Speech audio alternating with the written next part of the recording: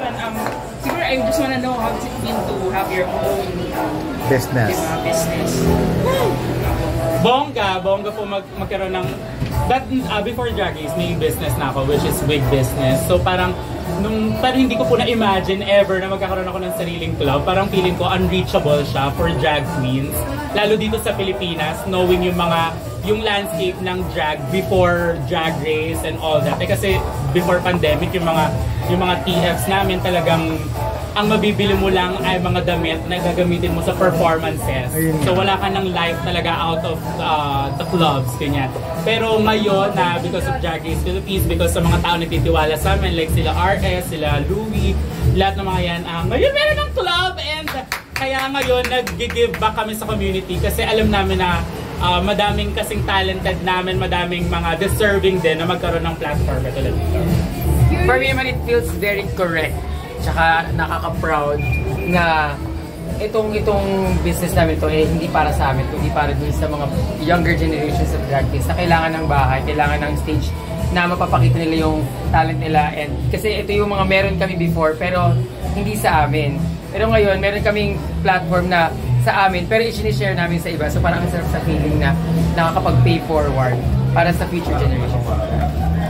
Ako po happy ako sobra kasi sabi nga nila kanina sa interview, ang binibuild na kasi namin ngayon yung legacy na yun. Parang tapos na kami dun sa pag-reach ng mga dreams namin as drag queens, as drag performers. So tama rin na ito na yung time para sabi nga, ipapamana mo daw yung mga natutunan mo magaganda para mas maraming magagaling na sumunod sa amin. It's the circle of life. Circle of life. Kamasa mo siya. Lion King. Nga mo, kaya ko makakantahin. Guys, curious lang, how expensive it is to be a drag? Yun nga gaano mahal bang magiging drag? Super. Depende po sa ganda. Pag hindi masyadong maganda, mas mahal. Okay. So pag ganito nakaganda, okay na. Mahal. Sabi nga po ni Vinyas, dati po kasi nabibili lang namin gamit for our drag. Kung ano yung kinikita namin sa trabaho namin, yun yung pinibili ng gamit namin. So, ang nangyari talaga, wala na kaming nauuwi sa sarili namin. Lagi ang priority namin is to look good, to feel good, to look gorgeous sa stage. So, sa makeup pa lang magastos na 5,000 siguro ang puhunan mo sa makeup, tapos sa costume naman. Ito mga costume namin. Customized. Pero ang art naman ng drag ay pagalingan siya kung paano mo siya gagawa ng paraan. Kung artistic ka, gagawa kang sarili mong costume, gagawa kang sarili mong treat from mga mura, manghihingi ka sa mga mamamamahan. Okay, mag-ukay-ukay. Dati nag-ukay-ukay kami. Like for example, ang makeup ba good for ilang days lang ginagamit? Matagal naman kasi so okay. Years. Sobrang tagal nga hindi sa ganyang pag drama kakakapal na. Hindi, pero siguro mga in 3 months kailangan mo na mag-replenish ulit, bibili ka na ulit ng mga bagong style ng hair kasi pag paulit-ulit mong ginagamit, medyo nakakasawa siya. So you always have to reinvent yourself from time to time. Yes. Kailangan din ba kailangan bang magparetoke rin pag drag queen? Ay, hindi po. Sabi talaga naman. Kailangan sumagot. Actually, pinapanood ko yung vlog mo dati kaya alam ko. Thank you. Hindi naman po kapag drag queen ka kailangan magparetoke. Kahit normal na tao pwede din po magparetoke kung gusto mong gumanda. And feeling ko, mas nailalabas ko yung confidence ko ngayon lalo dahil mas feeling confident ako sa sarili ko dahil sa aking ganda. Kung madadaan naman sa makeup, diba? Hindi naman siya kailangan. Pero kung yun yung magpapasaya sa'yo at magbubuo ng confidence mo, gawin mo. Dahil buhay mo yan. Kung kaya mo namang bayaran, bakit hindi, diba? Pero yung mga drag queen ba, nakatanggap ng indecent proposal? Ano pa? Indecent proposal. Actually, hindi kami sobra. Ay, wow! Sobrang ganda. Yung nahihirapan kayo pumili, ganun ba yung level? Actually, yung drag queens po yung naging indecent. Ako, isang beses pa lang. Hindi, ano sila mga straight ang Straight po, usually mga foreigner. Hindi, yung proposal, pag ganyan ang look mo or kahit yung Venus Deluxe na lalaki. Oo. Sa gantong look po ako nakatanggap na okay. Ikaw ba? Akala nila totoo yung balakang. Ako hindi pa naman. Alam ko parang mas paglalaki ka, doon ka may indecent proposal. Parang doon mas may indecent Kaya proposal. Before, pero ngayon wala, or siguro hindi ko na nakikita or nabibigyan ng time. Busy na eh. Sa akin po, wedding proposal pa lang. Totoo ba? Check lang. From a fan, di ba meron na nag-propose sa'yo? From a fan? Super close kayo. For my time ba na awit and Ay, oo. every day. Sa lalaki naman. Sa art or sa pagdadrag? Ang pinag-aawayan namin usually time. Decisions. Ayan, parang laging may kontra na isa, ganyan. So, laging gano'n or yung mga gano'n, pero mga Kaya mag-yes siya, mag-no ako, she say or. Parang gano'n. So, minsan matagal-tagal na usapan yan. Minsan 2 days. Minsan 2 days kami hindi magpapansinan. Minsan magpa-performa lang kami, babaguhin pa namin yung desisyon, mga gano'n. Normal lang. Ano yung like opinion yun na may mga babae na rin Ay, masaya. Masaya kasi... Hindi, pero no, dati kasi no yun, di ba? Kasi mundo ng, ang drag queen ay mundo ng mga bakla. Kasi konti na nga lang yung yes.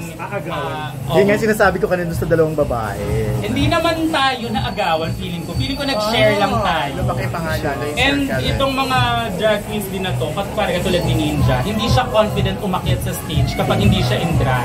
And sa drag niya nakukuha yung confidence na, yun, parang katulad din namin. Parang dito kami nagkakaroon ng boses, dito kami nagkakaroon ng pinapanood tayo ng tao, and ang saya na makita na mas nagiging diverse na tayo. At saka hindi na lang limited sa mga LGBTQIA. Di ba parang kami mismo, wini-welcome namin lahat para tayo nga LGBTQ, kailangan natin ng kailangan natin ng pagtanggap, kailangan natin ng equality, ng understanding, hindi tayo ma-discriminate, di ba?